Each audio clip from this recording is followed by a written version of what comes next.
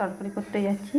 পেঁয়াজ কুচি, শুকনো লঙ্কা, লাউ পিস পিস করে, আলু কাটা। এবারে আমি একটু কড়াতে তেল দেবো, তারপর জিরে দেবো, জিরের পর এবারে পেঁয়াজ কুচিটা দেবো, এইবারে শুকনো লঙ্কাটা দিলাম।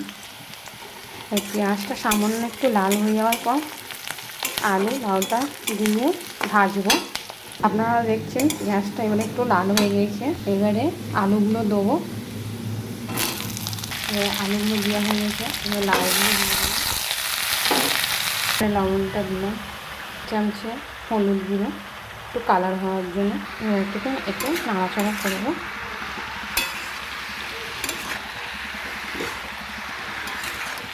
এটা ঢাকা দিয়ে 10 থেকে 20 মিনিট হালকা আঁচে রান্না করব, এটা দিয়ে সিদ্ধ হয়ে যায়।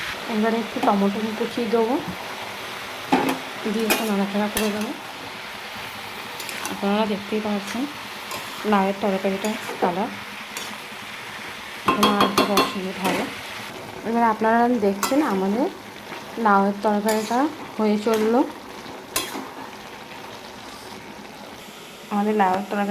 চললো। এটা গরম গরম ভাতের সঙ্গে রুটির সঙ্গে খেলে খুব ভালো লাগবে।